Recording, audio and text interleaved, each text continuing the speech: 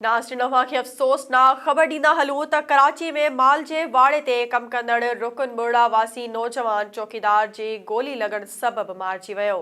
SS news जे reporter जान मोहम्मद अबड़ो मूजिबि कराची जे नागोरी वारे इलाइक़े में चौकीदार जे हथां गोली लॻण सबबि वक़ार अली बबर मौक़े ते फ़ौत थी वियो। नौजवान जो लाश रुकन बुर्ड़ा लॻ ॻोठ सईद ख़ान बबर पहुचण ते घर में कोहराम मची वियो। नौजवान जे घर भातियुनि जो चवणु आहे त चौकीदार ॿुधायो त हू कुते खे गोली हणी रहियो हो त इत्तफ़ाक़ सां नौजवान खे लॻी वई। आख़िरी इत्तलाउनि ताईं फ़ौती नौजवान जे वारसनि केस दाख़िल कराइण बाबति को बि वाज़े मौक़िफ़ न ॾिनो। नाज़रीन खे हिकु भेरो ॿीहर ॿुधाईंदा हलूं त कराची में माल जे वाड़े ते कम कंदड़ रुकन बुर्ड़ा वासी नौजवान चौकीदार जी गोली लॻण सबबि मारिजी वियो।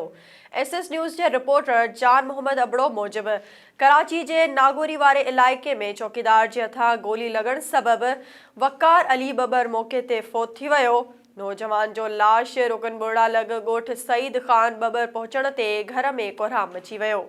नौजवान जे घर भातियुनि जो चवणु आहे त चौकीदार ॿुधायो त हू कुते खे गोली हणी रहियो हो त इत्तफ़ाक़ सां नौजवान खे लॻी वई। आख़िरी इत्तलाउनि ताईं फ़ौती नौजवान जे वारसनि केस दाख़िल कराइण बाबति को बि वाज़े मौक़िफ़ न ॾिनो। नाज़रीन खे हिकु भेरो ॿीहर ॿुधाईंदा हलूं त